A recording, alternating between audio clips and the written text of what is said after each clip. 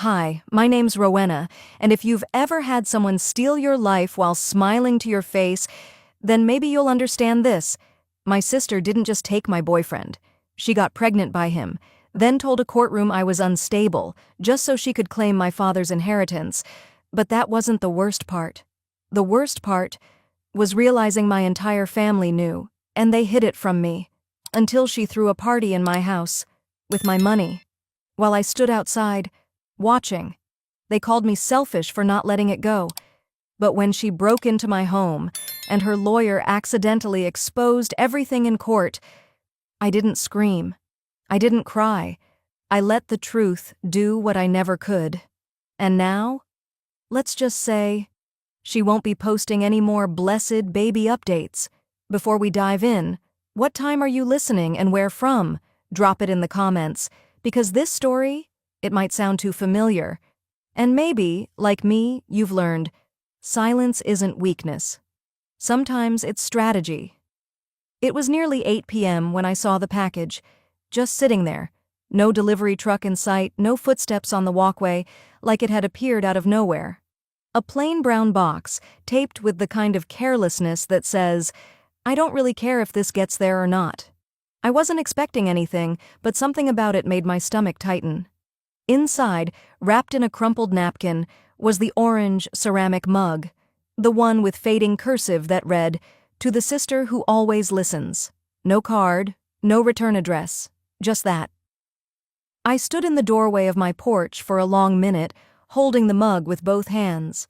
The glaze was cracked along one side, and the bottom still had that faint coffee ring from the mornings I used to sit beside her, asking what she needed while she poured her latest drama into me like it was some kind of sacred tea. I used to think betrayal was loud, a scream, a slammed door, a thrown glass. But mine came in the shape of a brunch invitation, with a ribbon and a baby announcement, and now this mug. I brought it inside, set it on the kitchen counter, and stared at it like it might suddenly explain itself, but it just sat there, still and smug. I almost laughed. How perfect that something I once gave her had circled back to me like a warning. Back then, I thought I was being kind. I thought being the good sister meant swallowing my feelings whole and smiling through every one of her storms, even when she leaned too hard on me, even when she flirted too long with Casey in front of me, even when I told myself she'd never actually cross that line. But she did. 3 months ago in a trendy little cafe in Silver Lake, the line wasn't just crossed, it was bulldozed. We met for brunch like we always did. I arrived first, because of course I did. Grace showed up 20 minutes late, her eyes bright, her cheeks suspiciously flushed.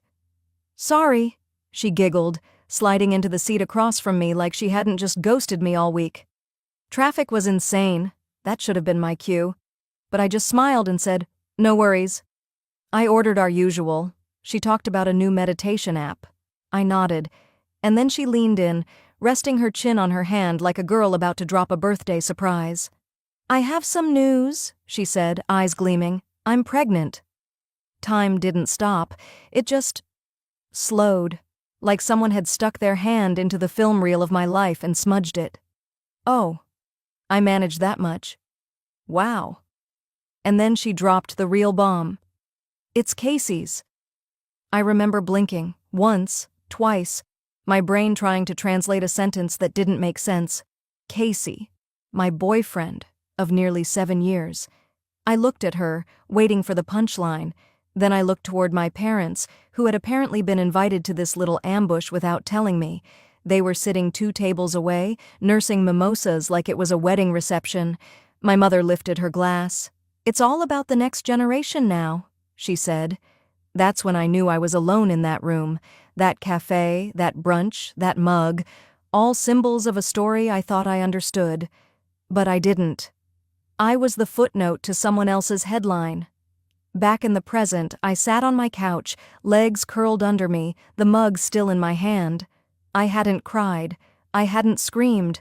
I'd just gone quiet in a way that made even my friends uneasy. That night after the brunch, I didn't go straight home. I sat in my car outside my apartment building for almost an hour, watching the windows glow with other people's ordinary lives. I was still in my work clothes, my name badge still clipped to my blouse.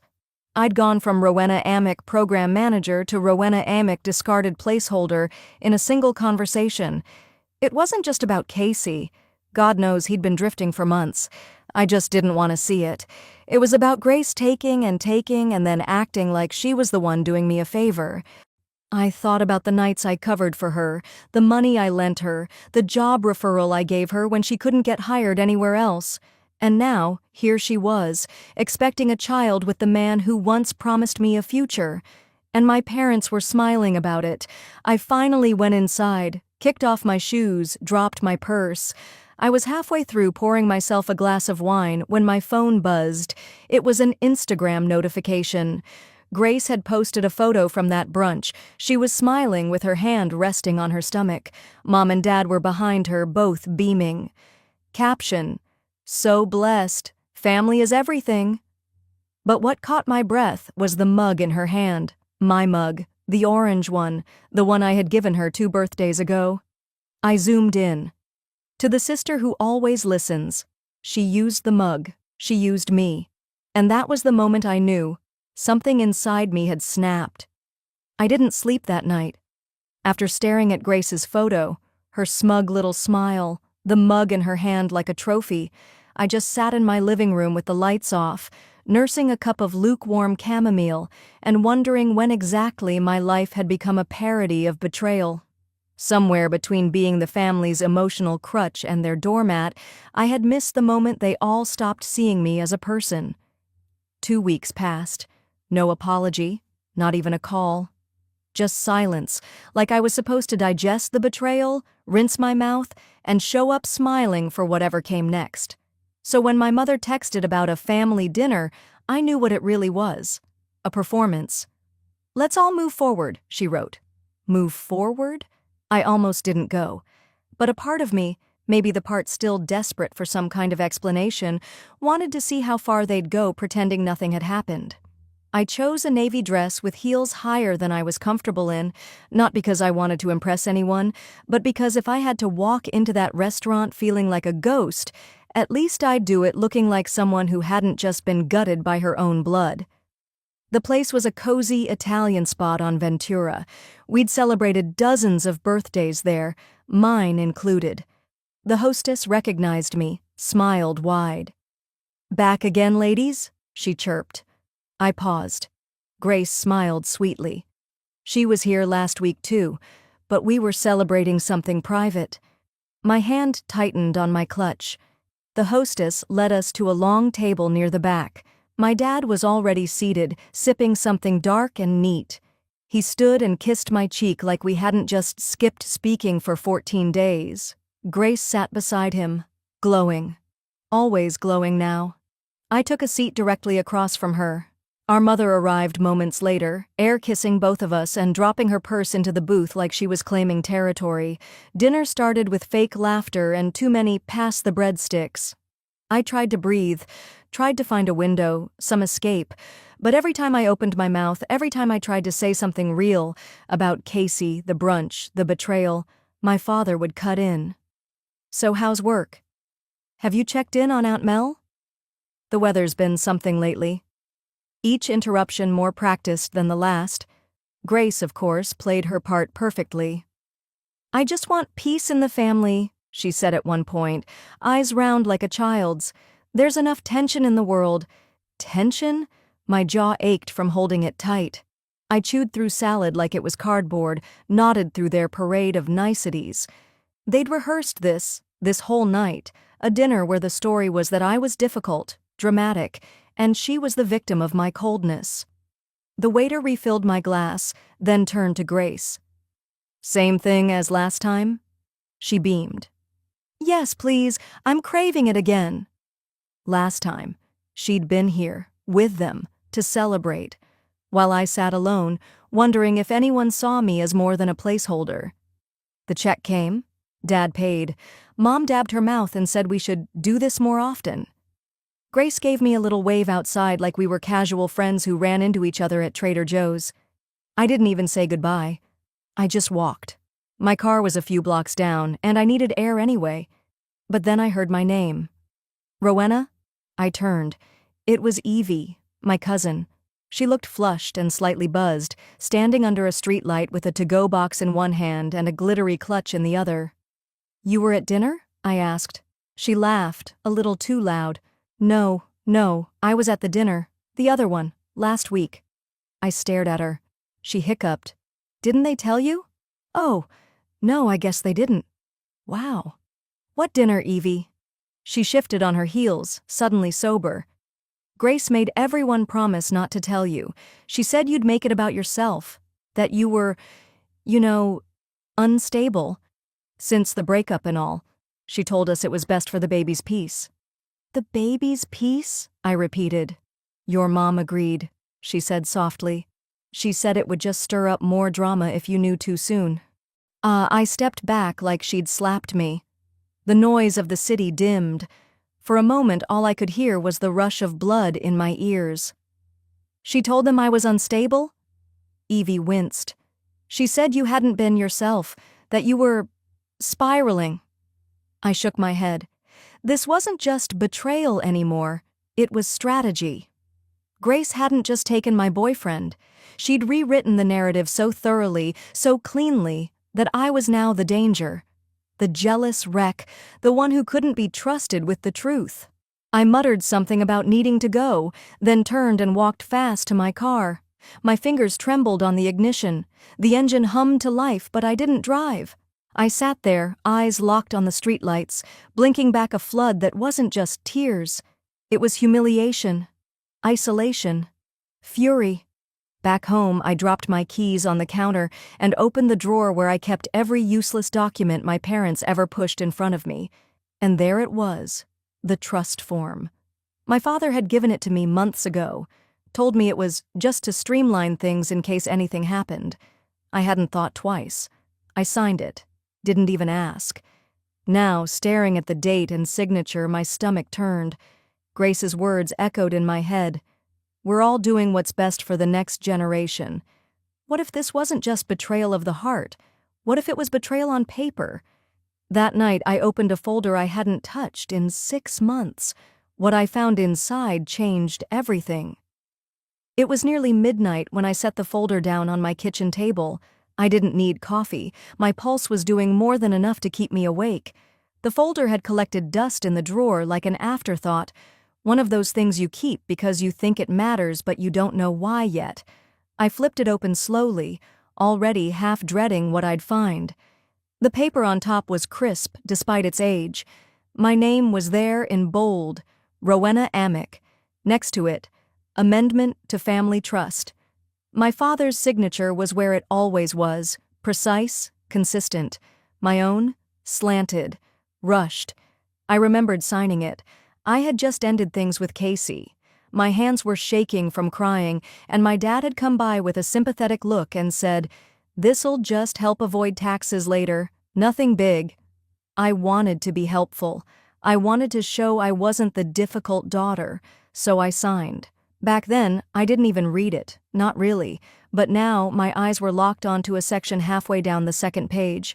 In the event that the primary beneficiary, Rowena Amick, declines active claim to her inheritance or demonstrates inability to maintain it due to personal hardship, assets will transfer to secondary beneficiary, Grace Amick. The room seemed to tilt. I didn't decline anything. I never opted out. But that phrasing, demonstrates inability, it was vague enough to mean whatever they wanted. Mental health, instability, heartbreak. Grace had already planted those seeds. The date on the amendment was only days after that brunch, the one where my world fell apart and she introduced her pregnancy. And then, my eyes dropped to the bottom of the page. Witness, Grace Amick. Of course. My chest tightened. I picked up the paper and stared harder, like squinting would change what I was seeing. But it was all there, legal, cold, neatly worded to make it seem like I'd willingly handed her everything. There was even a faint coffee ring in the top left corner. I remembered the day. I'd spilled it while trying to keep from sobbing. Dad had smiled gently and said, "Take your time. I know things are tough right now." I remember whispering, "I'm just trying to keep peace." And I had, at my own expense. I couldn't stay in that apartment one more minute. I needed answers. More than that, I needed perspective. I grabbed the folder, keys in hand, and headed to my car. Lorraine, my godmother, lived 15 minutes away. She was one of the few people in our family I still trusted. She'd helped manage estate planning for years before retiring. If anyone could tell me whether this was standard or sinister, it was her. Her porch light was still on when I pulled up. I hadn't even called. She opened the door in a worn robe, her silver hair in a loose bun. "Ro?" She blinked. "It's late, honey." "I know. I need you to look at something." She didn't ask questions, just stepped aside and motioned for me to come in. We sat at her dining table, a tin of shortbread cookies between us. I slid the papers toward her. She put on her glasses, took a sip from a floral mug, and started reading. 2 pages in, she stopped. "Where did you get this version?" "My dad gave it to me. Said it was just to streamline the estate." She ran her finger along the margins. "This clause wasn't in the original trust. I drafted that version myself. It was clean, no alternate beneficiaries." She turned to the back page, her brow furrowed. "Grace witnessed this?" I nodded. Lorraine looked up at me, her eyes sharper now. "Rowena, this isn't just a bad clause. This was done deliberately. You were emotionally vulnerable, and someone handed you legal bait while your guard was down." I sat back, breath caught in my throat. "Your father's lawyer filed this?" she asked. "I think so." She stood up and walked to a cabinet. After a few minutes of rummaging, she returned with a photo. I recognized it instantly. Me, maybe 11 years old, beaming, holding a giant binder labeled Amic Land Use Plan.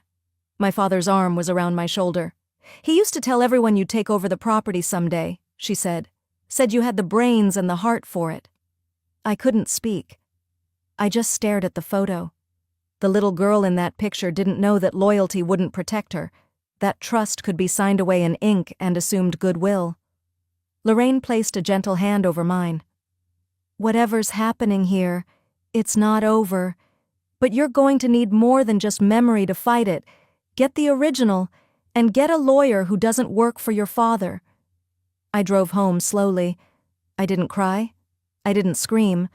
I just sat in my car outside my apartment, clutching the folder like it might burst into flames. Part of me wished it would, that it could all burn, disappear, take the shame and anger with it. Instead, I pulled out my phone and typed a message to my father. "Did you know I gave up the trust to Grace? Or was I just the signature you needed to make it all work?" I hit send. The screen stared back at me. Nothing. 5 minutes passed. 10. Then a notification blinked. It wasn't a reply from him. It was a post. From Grace. A new photo. Her baby bump in full frame. Captioned, "Next chapter. Family first." I didn't reply. I drove straight to the lawyer's office that handled the amendment. What I learned in that room made my hands shake. It was still dark when I pulled up outside the red brick building downtown. Granger and Associates had been here for as long as I could remember, tucked between a shuttered bookstore and a dry cleaner that hadn't changed its sign since 1992. The fluorescent lights inside were already on, and Mr. Granger's Volvo was parked in the back, right where it always was. I sat in my car for a moment, hands on the steering wheel, steadying my breath. This wasn't a confrontation I wanted, but I was done avoiding them. When I pushed open the heavy oak door, the little bell above it chimed. That same bell had rung every time my parents dragged me in here as a kid, usually to sign something, smile politely, and stay quiet while the adults talked. This time, I wasn't a kid. Mr. Granger looked up from his desk, surprised. He was older than I remembered, his hair more white than gray now, and his glasses slightly askew. But he still had the same deep voice and slow way of talking, like every word was being weighed. "Rowena," he said, standing up, "this is unexpected." "I won't take much of your time," I said, stepping in. I just have one question. I placed the document on his desk, the one Lorraine confirmed had been altered. His eyes flicked down, and I saw something shift in his expression. Recognition, hesitation. I've already spoken to someone who reviewed the original version, I added. This isn't the one you drafted, is it? He didn't sit, just looked at me, then at the paper. After a pause that felt like it lasted a week, he finally sighed and said, No, it's not. The air seemed to compress in that little room. I felt my fingers curl into my palms. Grace came to me months before the change, he continued slowly. She was persistent, said it was time for the family assets to be realigned, that your life had shifted and she was in a position to secure things for the next generation. She said I'd abdicated interest, I said, voice tightening. He nodded. That's the word she wanted in there. It's vague enough to hold up in probate court, and your father, he wasn't sure, but he signed off when she told him you were emotionally unstable, that you'd had trouble. She told him I was unfit, I said flatly. Granger didn't deny it. But you let them do this, I said, barely keeping the tremor from my voice. You let them take everything. His mouth twitched. That's not exactly true. He walked slowly to a cabinet behind his desk, unlocked it, and retrieved a thick file from the bottom drawer, the kind yellowed at the edges, with notes scribbled in blue ink along the tabs. He set it on the table. This, he said, pulling a document free, was the original version your father signed before Grace got involved. It named you as the primary heir, explicitly. The trust, the land, even the family account. It was clear, straightforward, and filed under your name. He slid it toward me. But it was never filed, I whispered. No, Grace came in 2 weeks later, said she had new documentation, new plans. She brought in that clause, the abdication clause, and insisted your father make the change. I asked if he was sure. He said he was tired, that it wasn't worth the fight. My stomach turned. She wore him down, I said. Mr. Granger nodded once. That's one way to put it. I flipped through the pages. The ink was there, my name, my father's signature, but it had been shoved aside for something cleaner, colder, and Grace's version had no space for me in it at all. I looked up. Why do you still have this? He hesitated for a beat before saying, Because I don't destroy originals unless I'm ordered to, and I never was. Do they know you kept it? No. They think it's gone. That I shredded everything and backed up the new version. I leaned back, taking it in. This wasn't a mistake. This wasn't a misunderstanding. It was a campaign. A slow, deliberate removal. Do I have a case? I asked, voice steadier now. If I fight this? Granger removed his glasses, rubbed the bridge of his nose. With the right lawyer? And the right witness? He met my eyes. Yes, but it won't be easy. They've covered their tracks in every way that matters, except this. He tapped the file between us. I never thought I'd need it, he added. But I always believed you were the one who'd carry it forward, not her. I didn't know what to say to that. I just stared at the file like it might open a door I'd already been locked out of. Can I have a copy? I asked. I'll make you two. He stepped out of the room, and for a moment, I sat in the silence. Everything inside me was shifting, not breaking, but realigning. Anger had given way to focus. The ache was still there, but it was now sharp, useful. When he returned, I took the folders, tucked them into my bag, and stood. Thank you, I said. My voice didn't shake. Granger gave a small nod. You be careful, Rowena. She's not going to sit still. I met his eyes. Neither am I. I walked out into the morning light. The street was quiet, the town just starting to stir. But I wasn't the same woman who had walked into that office 20 minutes earlier. I wasn't walking out of that office. I was stepping into a new version of myself, and the first person I planned to test was Grace. I didn't drive home right away. Instead, I took the long way, winding through the outer edges of Austin where the neighborhoods start to widen out and the trees get taller, The streets grew quieter as I approached the old estate my grandfather once called our legacy. Grace called it event space. I hadn't been there in years.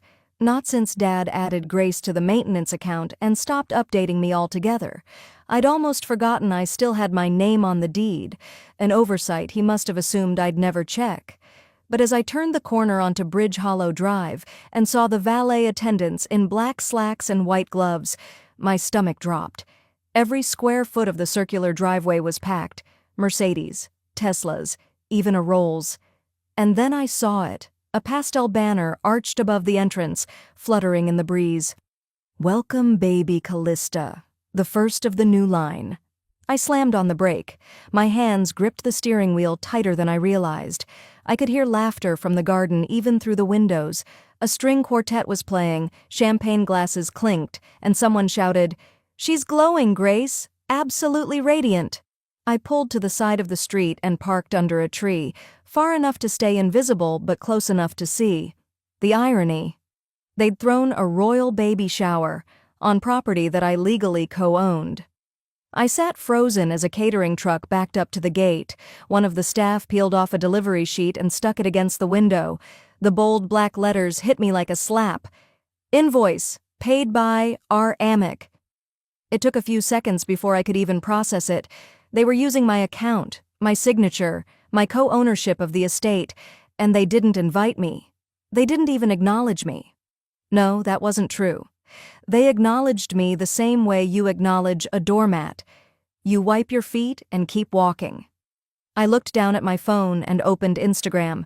Sure enough, there it was. Grace's latest post, a photo of her and our parents standing under the banner. My father had his hand on her belly. My mother was smiling like she'd just won the lottery. Caption, "Today reminded me what real family feels like." Grateful. Legacy. Line, bio, cry, next chapter. Not a word about me. Not a single tag. Just like that, I'd been erased. But as I sat there, something strange happened. I didn't cry, not even a lump in my throat. Instead, I reached into the glove box, pulled out the folder Mr. Granger had handed me, and laid it open on the passenger seat. I flipped past the trust summary and found the section on real estate assets. There it was. Bridge Hollow Estate, listed under the Amick Family Trust, and beneath that, in neat type, co-owners of record, Rowena Amick, 51%, Grace Amick, 49%. That 2% difference wasn't just legal, it was leverage. I rolled the window up, turned the key in the ignition, and drove away without looking back. Back home, I changed out of my blouse, slipped into a hoodie, and made a cup of tea, not because I needed comfort, but because I needed routine. It grounded me. I sat at my kitchen table, the documents spread out like puzzle pieces. I highlighted, circled, bookmarked, cross-referenced. This wasn't about revenge, this was about correction.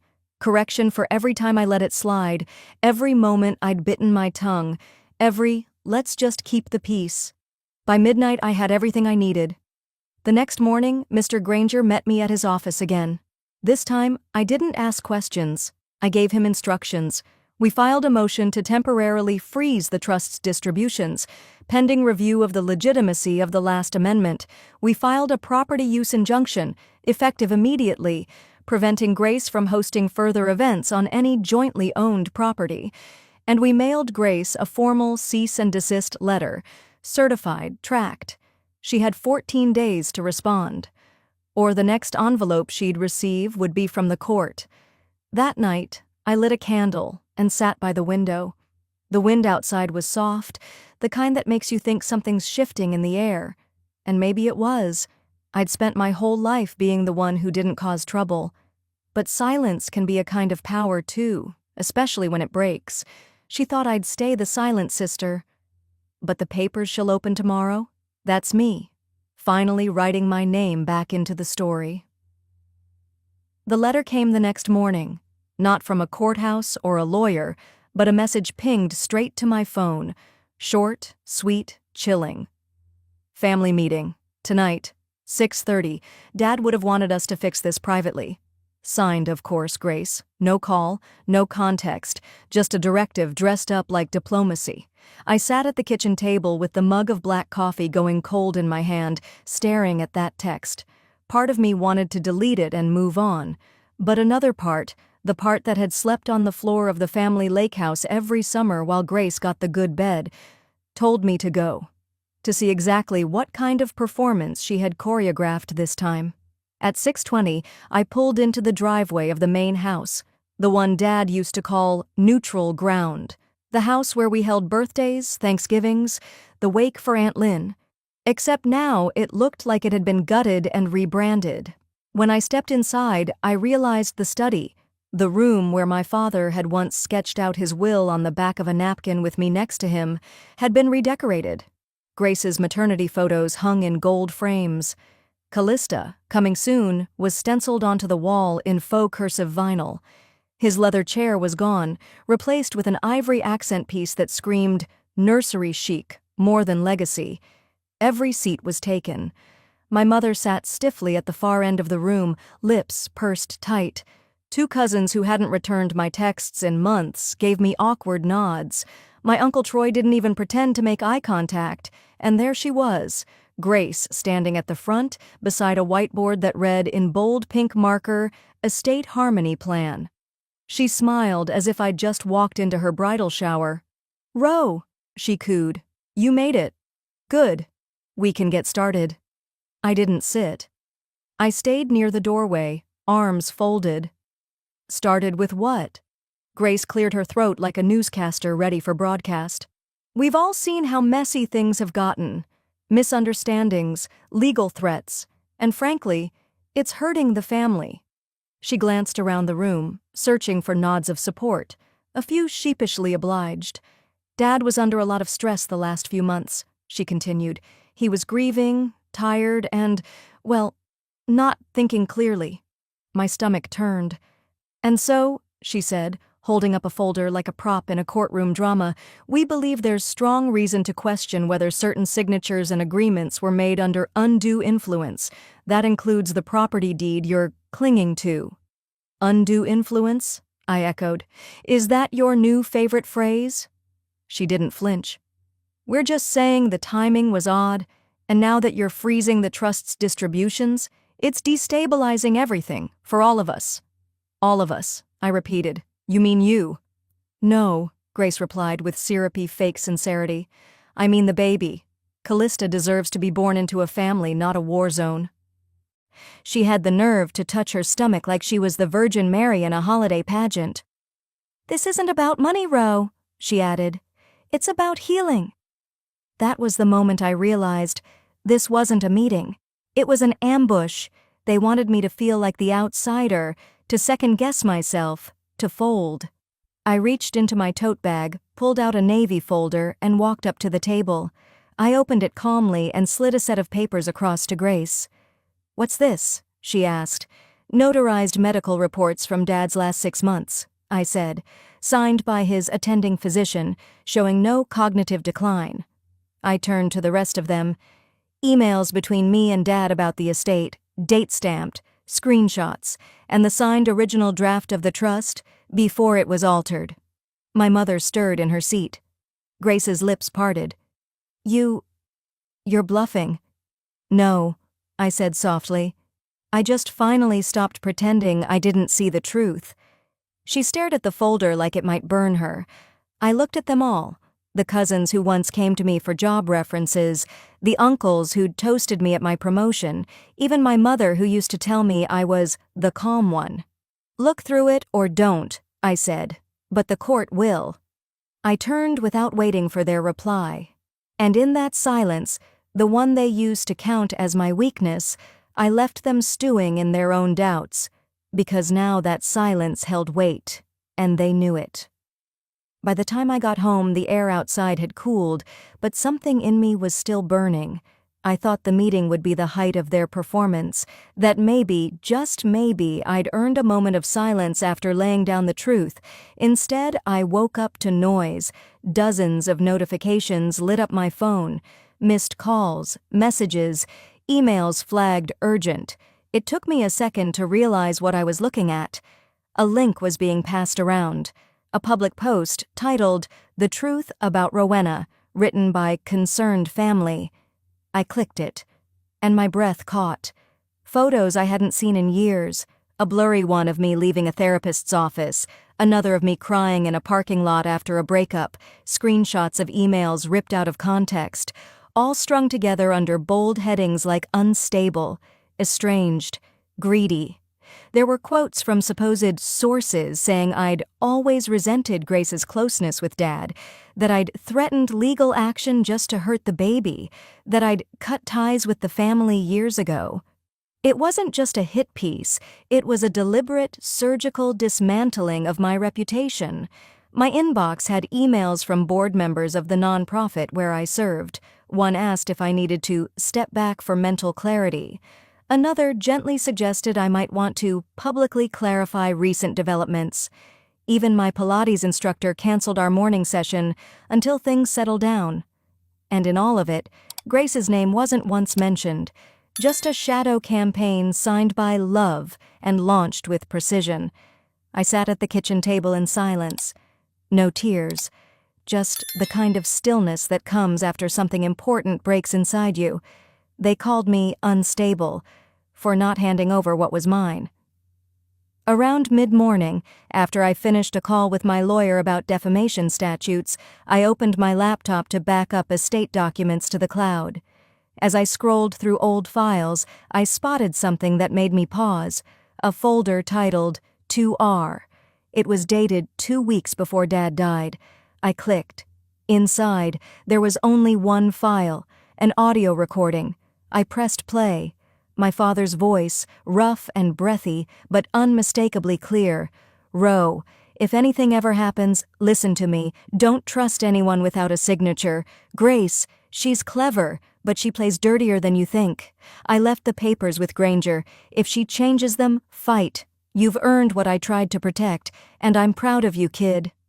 The audio ended. I just stared at the screen. A beat passed, then another, and then I let out a breath I hadn't realized I'd been holding for over a year. There it was, the missing piece. He knew. Not just about the manipulation, but about her. And he hadn't doubted me. Not for a second. I didn't cry. I didn't scream. Instead, I saved the voicemail, attached it to an email, and sent it directly to my attorney with the subject line, "Supplemental Evidence, Defamation and Estate Challenge." Then I opened a blank note on my desktop and began drafting a timeline of every false accusation, every date, every name. This wasn't just a family feud anymore. It was a case. And I was done being the silent one. Grace's PR stunt had just become a legal liability, for her and for me. It was the moment I stopped reacting and started strategizing.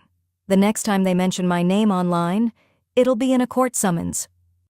The courthouse stood gray and still against the morning sky, like a giant that had seen too much. I parked down the block, adjusted the collar of my coat, and walked toward the front entrance without looking back. No cameras were waiting for me. But Grace? She arrived 5 minutes later in a cream suit, flanked by her lawyer and some guy holding a giant umbrella, despite there not being a cloud in the sky.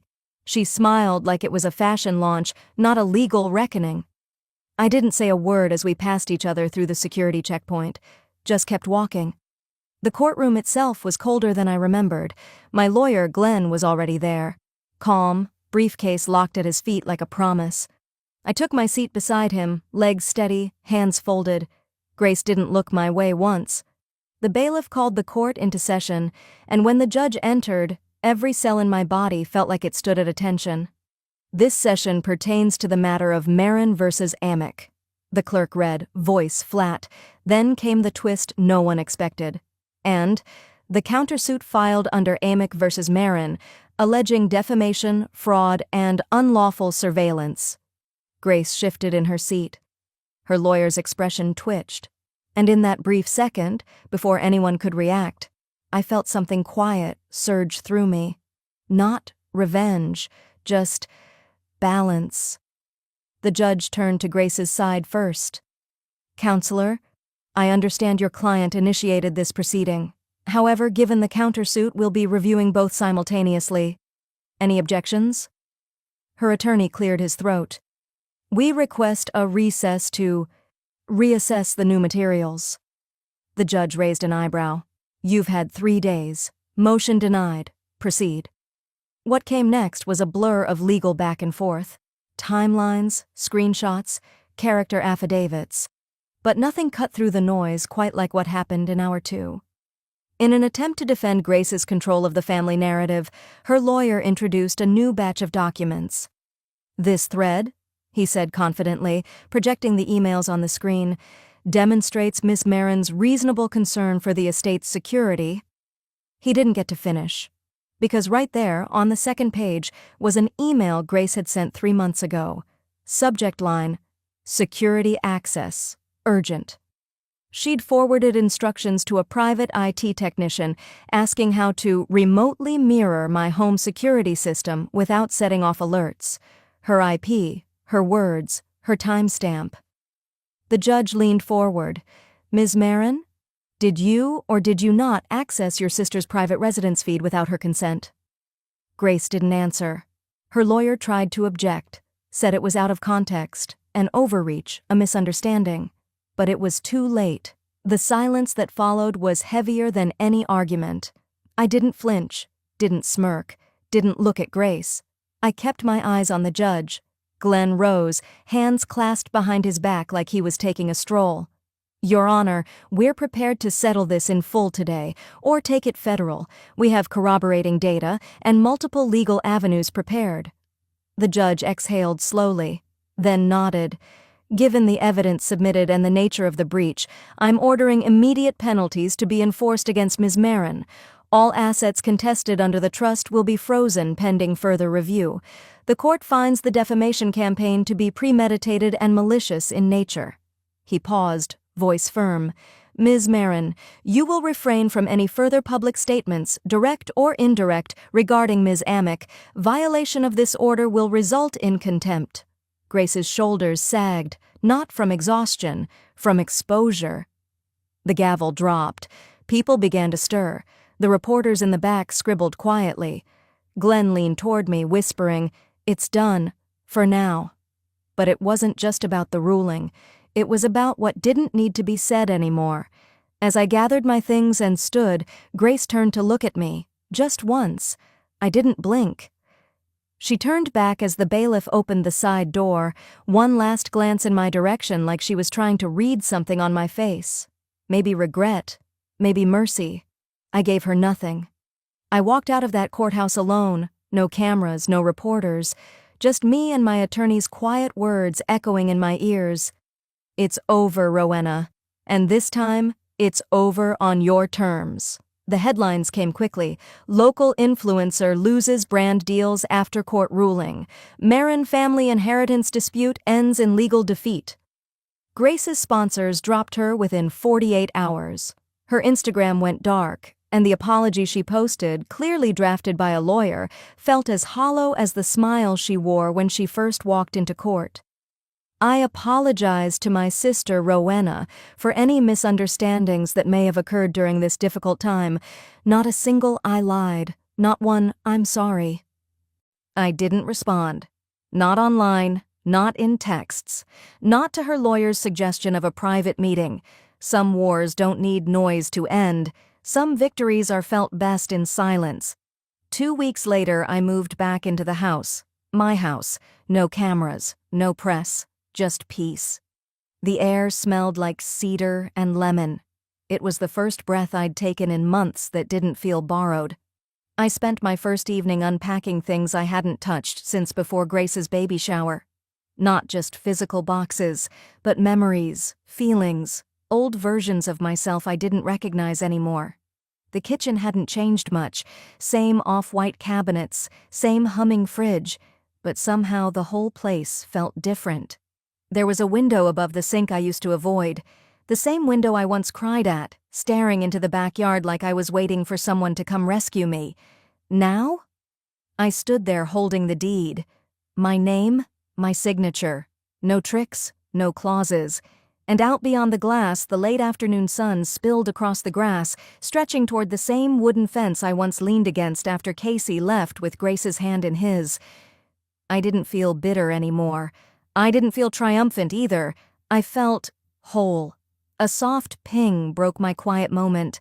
I walked over to my phone and checked the notification. It was a message from my father's old number.